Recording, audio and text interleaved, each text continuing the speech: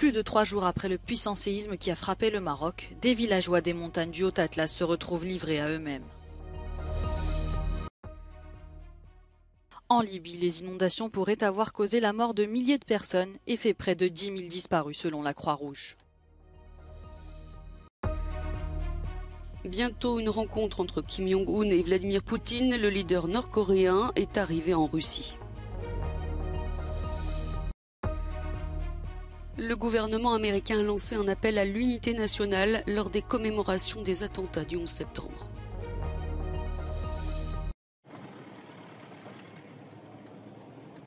Plus de 3 jours après le séisme qui a frappé le Maroc, des villageois des montagnes du Haut-Atlas se retrouvent livrés à eux-mêmes.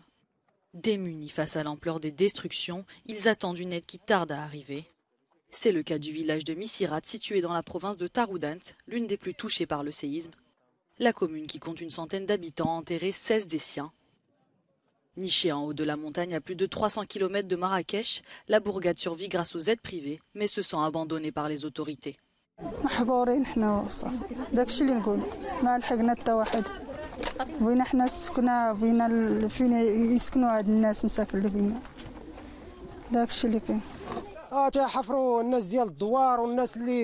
الشباب ديال الدوار والناس الكبار والناس اللي جايين من دواور بعاد شي شويه تعاونوا معاهم وتحفروا غير بالمعدات الادويه. Vendredi soir, le séisme le plus meurtrier dans le royaume depuis plus de 60 ans a fait près de 2900 morts et dévasté des villages entiers de maisons en terre ou en argile. Comme Missirat, de nombreuses communes restent encore enclavées. Les autorités marocaines peinent à accéder à des villages isolés dans les montagnes ou dont les routes ont été coupées. Selon les Nations Unies, 100 000 enfants sont affectés par la catastrophe. Les répliques devraient se poursuivre dans les jours et les semaines à venir, exposant les familles à de nouveaux risques. Les aides, quant à elles, continuent à affluer de toutes parts. Plusieurs États ont proposé leur soutien, mais le Maroc n'a pour l'instant autorisé celui de seulement 4 pays.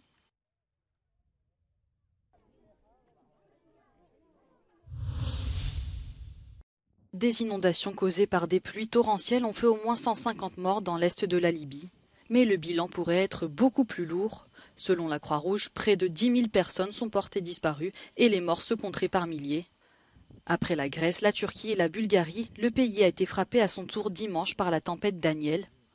Située à 900 km à l'est de la capitale Tripoli, la ville côtière de Derna a été l'une des plus touchées. في جنوب درنا السد الاول والثاني اللي على وادي درنا هذه السدود سببت في مياه في وادي درنا داخل المدينه انهارت كل الجسور الان 3 جسور انهارت بالكامل داخل المدينه انتشرت المياه داخل الاحياء وقامت بنقل احياء بالكامل الان تم نقلها الى البحر وبما فيها من سكان. Dans plusieurs villes du pays, des quartiers entiers ont été engloutis par les eaux.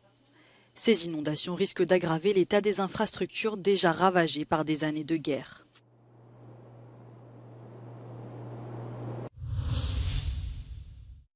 C'est son premier voyage à l'étranger depuis le début de la pandémie de Covid-19. Kim Jong-un, le dictateur nord-coréen, parti dimanche de Pyongyang à bord de son train blindé, est arrivé dans l'extrême-orient russe ce mardi. Une information confirmée par ses photos et le Kremlin qui précise que le leader nord-coréen doit parler de sujets sensibles avec Vladimir Poutine, son homologue russe, dans les jours à venir, sans plus de précision. Washington estime que le risque est grand de voir Moscou s'approvisionner en armes auprès de la Corée du Nord pour mener sa guerre en Ukraine. La Corée du Nord étant elle-même sous sanctions à cause de ses programmes de missiles nucléaires. Plus de peur que de mal, un Airbus A320 de la compagnie russe Ural Airlines et ses 167 passagers ont dû atterrir en urgence en Sibérie ce mardi matin. Il n'y a pas de blessés selon le comité d'enquête de Russie qui a ouvert une enquête criminelle pour violation des règles de sécurité du transport aérien. Les causes et circonstances de l'incident sont en train d'être établies. Visée par des sanctions occidentales en raison de son offensive en Ukraine, la Russie est confrontée à des problèmes de maintenance et d'accès aux pièces détachées pour les Airbus et les Boeing que les compagnies russes exploitent.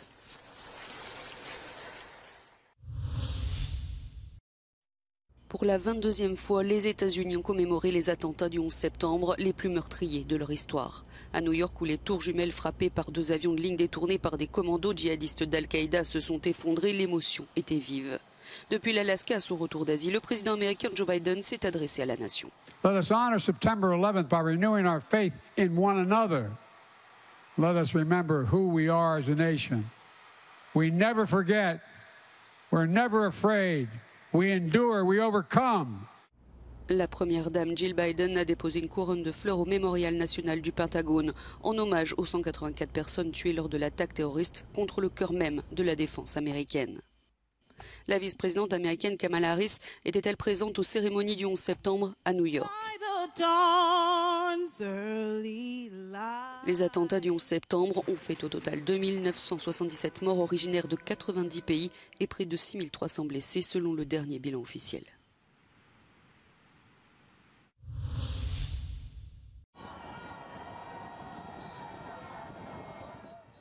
Plusieurs milliers d'Israéliens ont manifesté lundi soir à Jérusalem devant la Cour suprême contre le projet gouvernemental de réforme de la justice. La plus haute instance du pays doit tenir ce mardi une audience jugée cruciale pour la suite du processus. Les 15 juges vont examiner des recours déposés contre une première clause du texte adopté par le Parlement en juillet dernier. L'annonce de ce projet de réforme début janvier a provoqué l'un des plus importants mouvements de contestation qu'ait connu Israël depuis sa création. L'opération de sauvetage est terminée dans le sud de la Turquie et c'est un succès. Le spéléologue américain qui a été victime d'une hémorragie abdominale le 2 septembre à plus de 1000 mètres de profondeur a été sauvé. Mark Dickey a été extrait de la dernière cavité du réseau de grottes de Morca la nuit dernière, peu après minuit et demi. Il a été remonté en plusieurs étapes, recevant des soins à chacune d'entre elles. La Fédération turque de spéléologie a salué les 150 personnes impliquées dans cette extraction complexe, tout en affichant sa solidarité avec les victimes du tremblement de terre au Maroc et celle des inondations en Libye. L'économie européenne continue de croître, mais la dynamique se réduit. Dans ses prévisions d'été présentées lundi, la Commission européenne table pour cette année, pour la zone euro, sur une croissance de 0,8% et sur 1,3% en 2024. Des chiffres en légère baisse par rapport aux projections faites au printemps.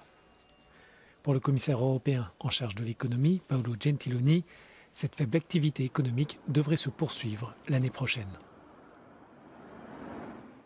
The weaker growth momentum is set to expand to 2024. However, a mild rebound in growth is still expected as inflation continues easing and the labor market remains robust. La faiblesse de la demande intérieure indique que les prix à la consommation, toujours élevés pour la plupart des biens et services, pèsent plus lourd que prévu par rapport aux prévisions de printemps. Et ce, malgré la baisse des prix de l'énergie et la vigueur du marché de l'emploi. Dans la zone euro, l'inflation a atteint en juillet et en août 5,3%, soit exactement la moitié du pic observé à l'automne dernier à 10,6%. Mais les consommateurs devront faire preuve de patience avant de pouvoir ressentir pleinement la baisse des prix dans leur portefeuille. I think when we all go to the supermarket, we actually see prices that are very, very high. And therefore we conclude, instinctively almost, that inflation is very high. But actually, if you look at the numbers, inflation is coming down very fast. And that is because energy prices have come down from where they were last year. And then we also see that food prices are coming down, but they're coming down very, very slowly. La guerre menée par la Russie en Ukraine et les tensions géopolitiques continuent de poser des risques et demeurent une source d'incertitude. De plus, les efforts concertés des banques centrales internationales pour poursuivre le resserrement monétaire pourraient assombrir les perspectives de croissance. Autrement dit, pour la Commission européenne, l'avenir économique reste difficile.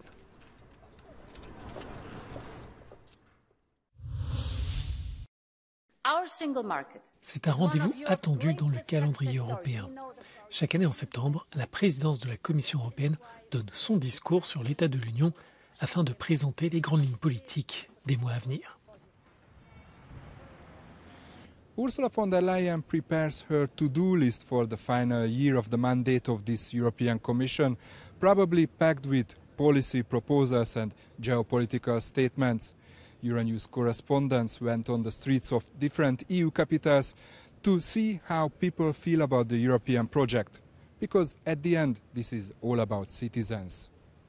Euronews a interrogé des citoyens à Dublin, Rome, Budapest, Madrid, Berlin et Vienne pour écouter leur opinion et leurs priorités cette année pour l'Union européenne. I think are very important and European Union should focus on. It would be definitely climate change and disinformation or combating the disinformation. Creo que lo más importante es atender a lo que estamos haciendo mal en el Mediterráneo, lo que estamos dejando morir, que algún día cuando pase el tiempo la historia nos avergonzará.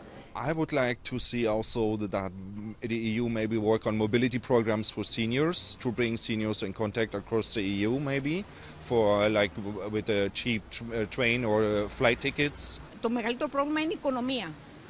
Εμείς γιατί να είμαστε μια πτωχευμένη οικονομία, τι φταίει αν πάρουμε την Ελλάδα, αλλά βλέπω ότι όλη η Ευρώπη περνάει από τις ίδιες καλένδες.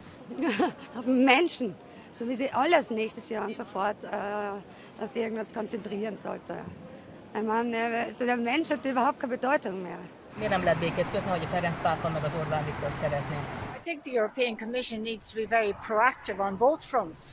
I mean, the inflation level is at crisis point, as we both know, and the migration is at even more than crisis point. Promover cualquier medida que propicie la paz. Kötelességét kéne teljesítse, hogyha adja, ami jár. Ő nem ad, ő csak vesz. Most is követel, hogy mit tud, még 100 millióval vagy mennyivel járuljunk hozzá az Ukrajna támogatásához. Getting new people to work in Europe, keeping Europe attractive. Prinzipiell bin ich immer für die Förderung der Forschung, der Bildung, auch Ausbau der öffentlichen Infrastruktur.